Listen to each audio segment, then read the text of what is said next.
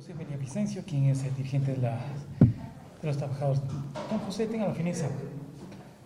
El tema económico en el país es altamente preocupante, toda vez de que el petróleo ha bajado y, en segundo término, se avisa de que no habrá tal vez mayores ayudas de parte del Fondo Monetario para las arcas fiscales. ¿Cuál es el pensamiento, cuál es la sensación que se tiene al momento de parte de los trabajadores en términos económicos? La situación que vive el pueblo ecuatoriano sobre el tema económico no es de ahora, es de antes. Y nosotros le hemos venido planteando de que el Ecuador no va a resolver su déficit fiscal con más deuda, con más endeudamiento que el correísmo lo hizo con la China y el presidente Moreno lo ha hecho con el Fondo Monetario y con los multilaterales. Y nosotros hemos planteado claramente que esa política es equivocada, porque no va a resolver los problemas más elementales que vive el pueblo ecuatoriano. Hoy se agudiza, es evidente de que sí, por el tema de este virus, pero el pueblo ecuatoriano ha soportado otros virus más complicados que el coronavirus. Y entonces, en esa línea tenemos que seguir luchando, tenemos que seguir trabajando y seguir planteando de que la política económica implementada por el presidente Moreno no es la correcta. La política neoliberal del Fondo Monetario no es la correcta. Seguir dependiendo de un elemento como es el petróleo tampoco ha sido la correcta. Nosotros desde siempre lo hemos planteado. Es lamentable que en el presupuesto pusieron a 51,30 el barril y hoy, incluido ya el tema de la sentencia o de la penalidad que tiene nuestro petróleo, estaría en $25 el barril. Es evidente que el 50% de lo que consta en el presupuesto general del Estado. Hay otras alternativas, no se ha tomado en consideración y entonces hoy estamos viendo las consecuencias que se van a agravar más aún del pueblo ecuatoriano. El gobierno tiene o tendrá la posibilidad de decir, bueno, como no hay plata, no tenemos mayores recursos económicos, entonces va a tener que volver el tema más o menos como el 883. Nosotros hemos dicho claramente que el presidente Moreno, si ratifica su política neoliberal en el marco de eliminar los subsidios, el pueblo ecuatoriano hará uso del derecho a la resistencia, nos agruparemos nuevamente y en las calles defenderemos la política neoliberal implementada por el presidente Moreno. ¿Qué significa eliminar el tema de los subsidios o incrementar el precio de los combustibles, tanto en la gasolina extra, la Ecopaís y el diésel? 1.500 millones de dólares. Cuando nosotros hemos planteado que hay otros mecanismos para resolver el problema. Si solo revisamos los contratos de las telefonías Movistar, y claro, el Estado tendría ingresos de 1.500 millones de dólares. Si solo revisamos la misma intermediación petrolera, el Estado tendría $4 por barril diarios. Si multiplicamos por los 500.000 barriles que produce al día, ¿cuánto se va a ahorrar el país? Si cobramos a los evasores de impuestos, que son más de 4.500 millones de dólares, que le deben al pueblo ecuatoriano. Y entonces ahí están las alternativas y tendría más recursos el Estado como tal para resolver el déficit fiscal, porque el justificativo es de que se nos roban los combustibles por las fronteras y el gobierno no está haciendo absolutamente nada para controlar lo que les roban al pueblo ecuatoriano. Dijo el ministro de Defensa que ya tenía identificado cuáles son las personas de quienes les roban la gasolina, el petróleo al pueblo ecuatoriano, pero que nos diga los nombres, que los haga públicos. Hasta el momento no lo ha hecho. Que ya tenía identificado 32 vías por donde les roban al pueblo ecuatoriano, pero tampoco ha dado a conocer. Entonces es evidente de que eso no puede ser el justificativo para incrementar los precios de los combustibles.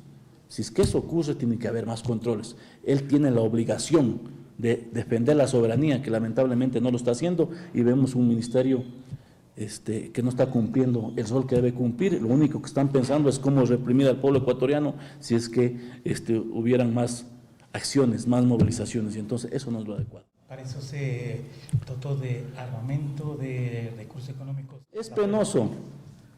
4.000 millones de dólares le ha dado a los militares para armarse. Y es más penoso todavía cuando dice que hay sobreprecio en el tema de la adquisición de esos implementos para los militares.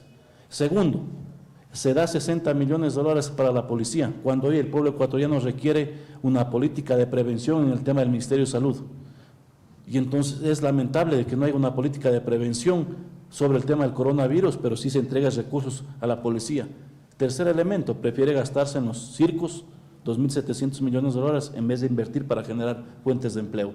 Entonces es evidente de que los recursos que se tienen se está implementando en elementos que no son necesarios cuando hay que generar empleo, educación y salud que tanto requiere el pueblo ecuatoriano. Finalmente, creo que tienen hoy una reunión con la OIT, ¿en base a qué? Mire, nos vamos a reunir las organizaciones del Frente Unitario con la OIT para escuchar los estudios actuariales sobre el tema de salud referente al Instituto de Seguridad Social. Vamos a escuchar y luego nosotros daremos nuestros puntos de vista y sobre todo cuál es el papel que está cumpliendo la OIT para que esto se clarifique en el marco de que nosotros hemos planteado defender el Instituto de Seguridad Social y también el Banco del BIES. Entonces vamos a escuchar ese informe y luego daremos a conocer cuál es nuestro punto de vista frente a ese informe que entrega la OIT. ¿Y cuál es el aporte que van a entregar ustedes? Bueno, yo diría primero de que nuestra posición no va a cambiar. Vamos a defender el Instituto de Seguridad Social. Nosotros hemos planteado que defender el IES es defender la vida. Vamos a defender el BIES, que es el banco de los afiliados y jubilados de nuestro país. Y vamos a exigir de que se combata la corrupción y la impunidad y que se sancione a los responsables y se recupere los dineros mal habidos. La autonomía del IES y del BIES tiene que darse en la práctica, no en el discurso, y entonces pasa por cambiar los mecanismos o las reglas del juego del manejo del Instituto de Seguridad Social y del BIES. No puede ser que el principal moroso, que es el Estado en este caso, sea quien tenga la presidencia del IES. No puede ser posible que en el tema del BIES, de 5 representantes, ellos tengan 3.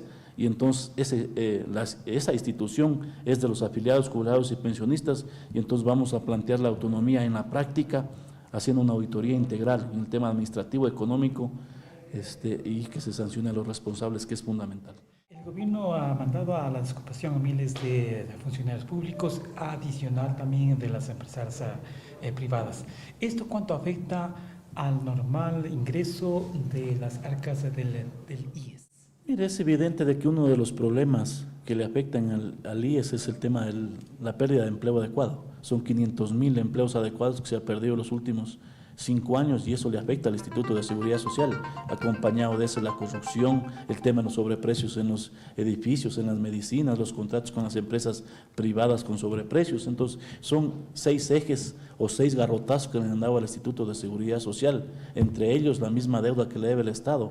Solo en salud bordean los 5,000 millones de dólares, alrededor de 20,000 millones que el Estado le debe. Entonces, es un tema complejo.